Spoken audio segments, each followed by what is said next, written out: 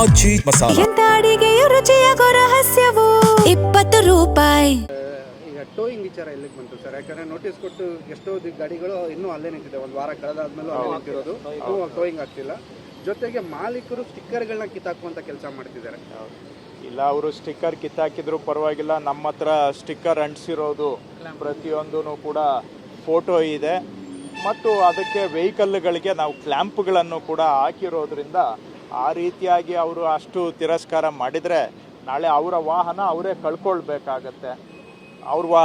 ಕಳ್ಕೊಳ್ಬೇಕಾಗತ್ತೆ.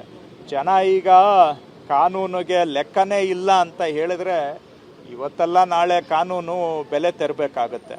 So ದಯವಿಟ್ಟು ಈ ಥರ ಯಾರೋ ಕೆಲವರು, ಎಲ್ಲರೂ ಅಂತ ನಾನು ಹೇಳೋದಿಲ್ಲ, ಕೆಲವರು ಈ ರೀತಿಯಾಗಿ ಕಾನೂನನ್ನು ಧಿಕ್ಕರಿಸಿ ವಾಹನಗಳನ್ನು ನಿಲ್ಲಿಸೋದೇ ಅಲ್ಲದೆ ನಾವು ಸ್ಟಿಕ್ಕರ್ ಅಂಟಿಸಿದ್ರೆ, ನೋಟಿಸನ್ನು ಕಿತ್ತಾಕಿದರೆ ನಾಳೆ ಅದೇ ಒಂದು ಪನಿಷಬಲ್ ಅಫೆನ್ಸ್ ಆಗುತ್ತೆ. ಎವಿಡೆನ್ಸನ್ನು ನೀವು ನಾಶ ಮಾಡಿದ್ದೀರಾ ಅಂತ ಹೇಳಿದರೆ ಅದಕ್ಕೆ ಬೇರೆ ಬೇರೆ ಕಾನೂನಿನ ಅಡಿ ಪ್ರಕರಣ ದಾಖಲಾಗಬೇಕಾಗತ್ತೆ.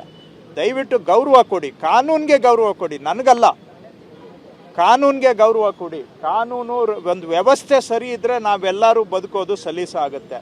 ಈಗ ವಾಹನಗಳು ಯಾವುದು ಬಿಡಾಡಿ ವಾಹನ ಇದೆ, ಅನಾಥವಾಗಿ ರೋಡ್ ಸೈಡಲ್ಲಿ ಬಿಟ್ಟು ತಿಂಗಳಾನುಗಟ್ಟಲೆ ಅಲ್ಲೇ ಇರುವಂಥವು, ಅಂಥ ವಾಹನಗಳ ತೆರವು ಕಾರ್ಯಾಚರಣೆ ಆರಂಭ ಆಗಿದೆ. ನಾನು ಸಾಂಕೇತಿಕವಾಗಿ ಚಾಲನೆ ಕೊಟ್ಟಿದ್ದೇನೆ.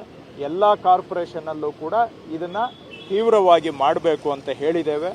ಈಗ ಎಲ್ಲ ಕಾರ್ಪೊರೇಷನ್ ವತಿಯಿಂದನೂ ಕೂಡ ಅದನ್ನ ಪ್ರತಿಯೊಂದು ಕ್ಷೇತ್ರದಲ್ಲೂ ಕೂಡ ಮಾಡುವಂತ ಕೆಲಸ ಮಾಡಿ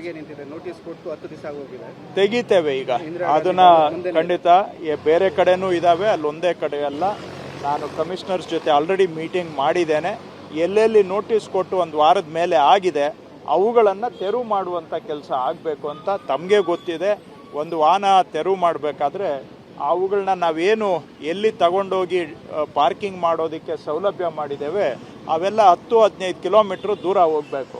ಸೊ ಒಂದು ದಿನಕ್ಕೆ ಒಂದು ಟೋಯಿಂಗ್ ವೆಹಿಕಲ್ಗೆ ಸಾಧಾರಣವಾಗಿ 2-3 ಗಾಡಿಗಳನ್ನ ತೆಗೆಯೋಕ್ಕೆ ಸಾಧ್ಯ ಅಷ್ಟೇ. ಆದರೂ ನಾವು ಬಿಡೋದಿಲ್ಲ, ಸ್ವಲ್ಪ ನಿಧಾನ ಆಗ್ಬೋದು, ಯಾಕೆಂದರೆ ಟೋಯಿಂಗ್ ಕೆಪಾಸಿಟಿ ಸ್ವಲ್ಪ ಕಡಿಮೆ ಇರ್ಬೋದು. ಅದರಿಂದ ಎಲ್ಲ ವಾಹನಗಳನ್ನೂ ನಾವು ಸ್ಟಿಕ್ಕರ್ ಅಂಟಿಸಿರೋದನ್ನ ಎಲ್ಲದನ್ನೂ ತೆಗಿಯೋಕ್ಕಾಗಿಲ್ಲ. ಹಾಗಂತೇಳಿ ನಾವು ಯಾರನ್ನೂ ಬಿಡೋದಿಲ್ಲ, ಯಾಕಂದರೆ ಕ್ಲ್ಯಾಂಪ್ ಹಾಕ್ತೇವೆ. ಸುಮಾರು 5,000 ಕ್ಲ್ಯಾಂಪ್ ಇದೆ. ಆ ಕ್ಲ್ಯಾಂಪ್ಗಳು ಬೇಕಾದರೆ ಇನ್ನೂ ಹೆಚ್ಚುವರಿ ಕ್ಲ್ಯಾಂಪನ್ನು ಖರೀದಿ ಮಾಡಿ ಅಂತ ಹೇಳಿದ್ದೇವೆ. ಒಂದು ಸತಿ ಕ್ಲ್ಯಾಂಪ್ ಹಾಕಿದ ಮೇಲೆ ಅದನ್ನು ಅವರು ತಗೊಳ್ಳೋದಕ್ಕೂ ಆಗೋದಿಲ್ಲ. ಅವುಗಳನ್ನ ನಾವು ಸ್ಟೆಪ್ ಅವ್ರೇನಾದರೂ ಬಂದು ದಂಡ ಕಟ್ಟಿ ಬಿಡಿಸ್ಕೊಂಡ್ರೆ ಅದಕ್ಕೂ ಅವಕಾಶ ಕೊಡ್ತೀವಿ. ನಾವೇನು ಜನಗಳಿಗೆ ಎಲ್ಲ ಒಂದೇ ಸತಿ ಕಾನೂನನ್ನು ಅವ್ರ ಮೇಲೆ ಗದಾಪ್ರಹಾರ ಮಾಡೋ ಉದ್ದೇಶನೂ ನಮಗೆ ಇಲ್ಲ. ಅವು ಕ್ಲ್ಯಾಂಪ್ ಹಾಕ್ತೇವೆ, ಆ ಟೈಮ್ ಒಳಗಡೆ ಅವರು ತಗೊಳ್ಳಿಲ್ಲ ಅಂದರೆ 1-2 ದಿನ ನಿಧಾನ ಆಗ್ಬೋದು, ಆದರೂ ಕೂಡ ಆನಂತರ ನಾವು ಟೋಯಿಂಗನ್ನು ಮಾಡ್ತೇವೆ.